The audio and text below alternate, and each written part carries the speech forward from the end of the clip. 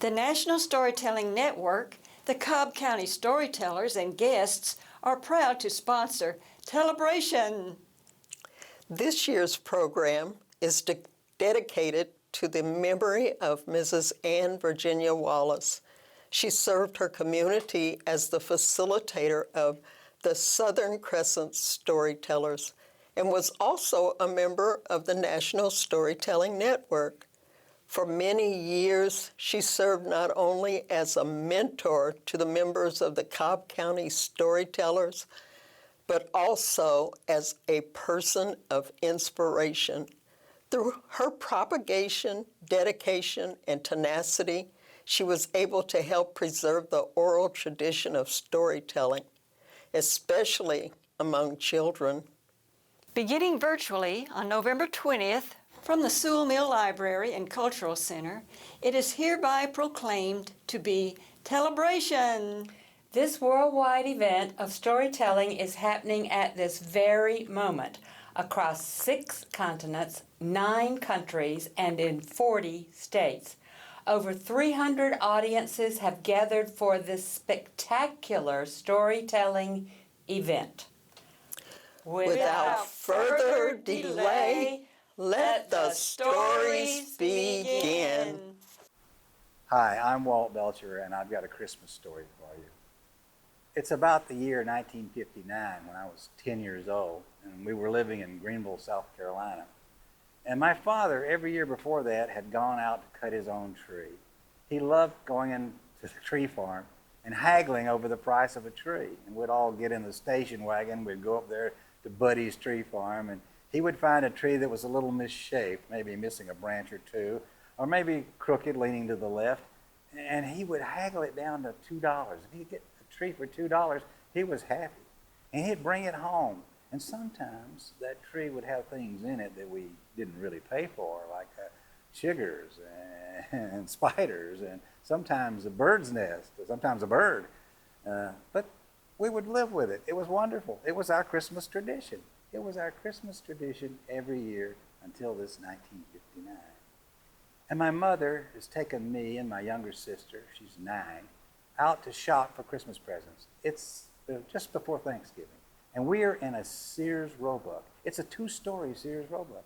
And on the second floor landing, off the staircase, she sees it. It's the space-age Christmas tree. It's made of aluminum foil. It's shiny silver. And down on the floor in the corner, there's this little electric wheel that's turning and a light shining through it. And the wheel has panels in it, red, yellow, green, blue. And as it turns, the tree turns red, yellow, green, and blue. And we can see the awe in her eyes as her face turns red, yellow, green, and blue in the reflection of that tree. She goes home. She's got to have it. She's arguing with my father. Look, it lasts forever. We would never have to go out and get another tree. It wouldn't shed. For $9.95, you can get one with 95 branches. For $12.95, you can get one for the 129 branches. I mean, we could just use it every year. It's the future. It's the space-age tree. My father becomes indignant. No, what are you talking about? That wheel costs $5. The tree's $12. Why, I'd be spending almost $20. I can get a tree for $2.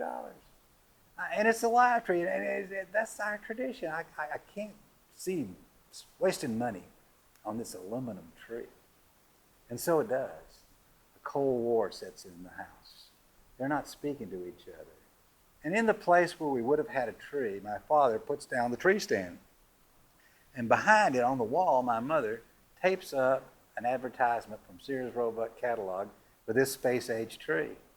And it goes like that for over a week, too.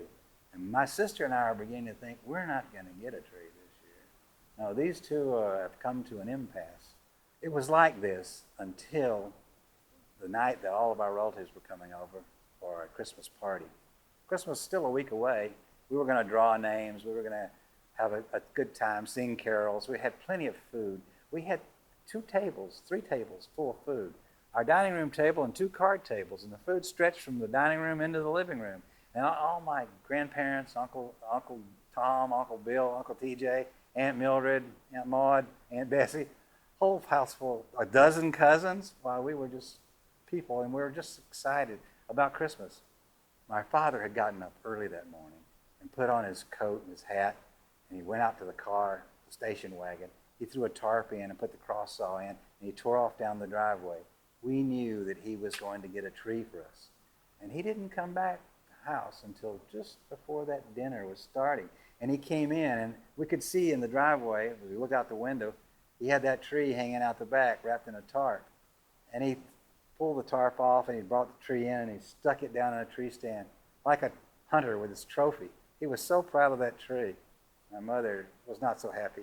She said, go wash up. And he went into the bathroom, our only bathroom. It was just off our kitchen. And we could hear him in there washing up and singing, God arrest these merry gentlemen, for drunk they are today. He used to butcher Christmas carols like that all the time. It was just something he took pleasure in. But the tree, we did not know. Inside that tree, as usual, there was something. It was a little squirrel. It had been caught up in the tarp when he wrapped up the tree, and it had been knocked out by the fumes from the exhaust and the station wagon. And it was coming to in this room where the fire was crackling and everybody was laughing and we were all talking. The tree began to shake. We all looked, and that squirrel came out. And I'll never forget the look on his face when he came out. And he took a flying leap and he landed on Aunt Bessie's hat. Now, Aunt Bessie liked to decorate her hats. She had taken a sombrero and spray painted it green and glued ornaments around the edges and had tinsel on the top. And that squirrel landed right on that rim and started running around and around and around. And finally, she was shaking her head, get off, get off, get off. And we were all screaming and laughing, and the squirrel goes flying off of her head and lands on the mantle and runs across the top of the mantle. Well, at this point, my cousin Ed grabs my father's shotgun and takes aim at the squirrel. It wasn't loaded, but Uncle Bill didn't know that, and he tackled, and he fell over, and the squirrel kept going, and he landed on Aunt Bessie's leg, and Aunt Bessie started doing what we believe was the twist before Chubby Checker had invented it. And she said, get like this, she was there, and the squirrel goes flying off of her leg and lands on the dining room table, and it runs across the table. It leaves little tracks in the mashed potatoes. It knocks over the gravy bowl. It knocks over iced tea. It skids across that lime jello and lands on the kitchen floor, where my Uncle George is in there trying to make himself a drink. And Uncle George is about 80 years old, and he's a feisty little guy. And he grabs that squirrel by the hind leg, and the squirrel turns around and bites his finger, and blood starts squirting out. And we're all laughing and screaming at this. And the squirrel, my father comes out of the bathroom, and that squirrel runs between his legs, and my mother slams the door. The squirrel is caught. We're safe. The squirrel is in the bathroom, but we can't use the bathroom. It's the only bathroom we've got. So we go and knock on the neighbor's door and ask if we can use their bathroom this night. And they say yes, and so we take turns going to the neighbor's house to use the bathroom. But nobody wants to go in there and get that squirrel out. Now, we dust off the mashed potatoes, get the tracks off of it. We throw out the gravy. Nobody's concerned about the green lime jello being gone. And we have our meal. And it's a wonderful time. Everybody's laughing. And we have to call a critter removal service to come take the squirrel away. And after everybody's left and the squirrel is gone back to the wilderness, we're all sitting around and my mother's sobbing. Oh, Christmas was ruined. It was terrible. It was awful. And my father says, no, it wasn't. I'm sorry. I'm sorry that I didn't get the tree that you wanted. And my sister and I start laughing. Well, yeah, but did you see the way the squirrel went around that hat? And did you see Aunt Bessie doing that twisty dance? It's crazy. It was so much fun, really, it was fun. And tackling it was just too much. And my father and mother said, yeah, you're right, it was. It was. Maybe it was the best Christmas party we've ever had. And that Cold War ended with warm hugs. And every year after that, we toasted that squirrel while we decorated Mom's shiny new space-age Christmas